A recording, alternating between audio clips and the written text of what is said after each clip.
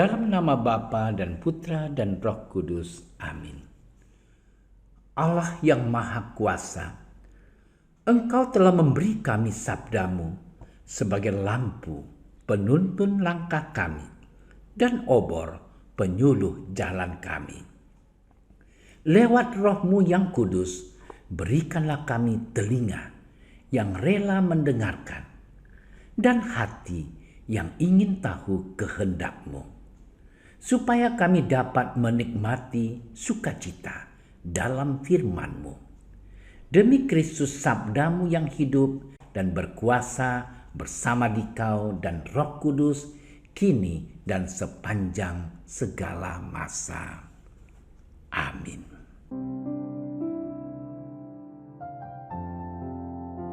Dalam khotbah di bukit, Yesus berkata kepada murid-muridnya, "Janganlah kamu menyangka bahwa aku datang untuk meniadakan hukum Taurat atau kitab para nabi. Aku datang bukan untuk meniadakannya, melainkan untuk menggenapinya. Karena aku berkata kepadamu, sesungguhnya selama belum lenyap langit dan bumi ini, satu iota atau satu titik pun tidak akan ditiadakan dari hukum Taurat sebelum semuanya terjadi.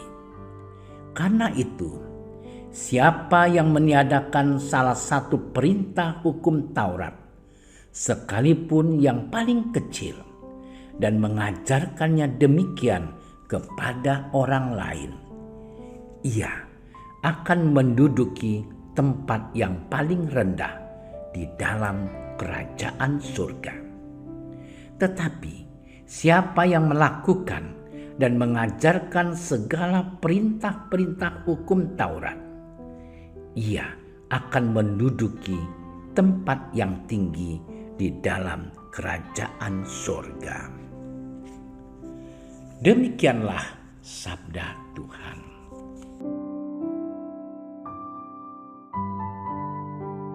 Saudara-saudariku yang terkasih, iota adalah huruf ke-9 dalam abjad Yunani. Kata atau huruf itu searti dengan huruf ke-10 dalam abjad Ibrani, yaitu Yod. Di masa Perjanjian Baru, kedua huruf itu dipahami sebagai huruf-huruf kecil dalam abjad masing-masing. Kalau bacaan hari ini menyebutnya, itu juga dalam pemahaman pernyataan bahwa Yesus tidak bakalan mengubah sekecil apapun rumusan hukum Taurat. Jangankan kata atau huruf, bahkan sekedar titik pun ia tak bakalan menguranginya.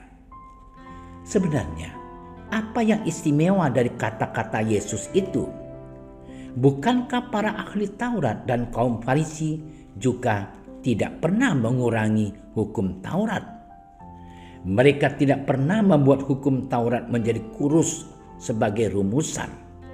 Bahkan mereka itu terkenal piawai menggemukkannya dengan tambahan-tambahan dan penafsiran-penafsiran. Yang belakangan hal itu membangkitkan kritik dan kecaman-kecaman dari Yesus, karena dipandang justru memberatkan tanggungan bagi hidup beriman umatnya. Saudara-saudariku terkasih, lalu apa istimewanya pernyataan Yesus dalam Injil yang sudah kita dengar? Ya, ternyata juga memakai rumusan belaka, yakni menggenapi. Bukankah pemakaian kata itu bisa mengandaikan bahwa hukum Taurat itu belum genap? Ini benar. Tetapi ini bukan berarti bahwa hukum Taurat kurang banyak rumusannya dan Yesus menambah-nambahinya. Yesus menggenapi dalam arti memberi perspektif baru. Melalui pengajaran-pengajaran dan tindakannya, Yesus memberi hukum Taurat itu suatu wujud baru. Dengan semua itu, Yesus mewujudkan sepenuhnya apa yang dimaksudkan hukum Taurat, khususnya mengenai kebenaran sempurna. Mungkin hukum Taurat itu menjadi penting karena menjadi dasar untuk pijakan menuju hukum baru Yesus. Saudara-saudariku yang terkasih, Yesus datang untuk mengembalikan hukum itu pada dasarnya yang benar. Istilah yang digunakan ialah menggenapi. Penggenapan itu terjadi bila orang tidak hanya memperhatikan rumusan hukum dan peraturan itu, tetapi juga memperhatikan jiwa dan semangat yang ada di balik rumusan hukum tersebut. Jiwa dan semangat inilah yang pantas diperhitungkan dalam pelaksanaan hukum, sehingga hukum tidak menjadi patokan mati, melainkan sungguh menjadi pembantu bagi pengembangan hidup.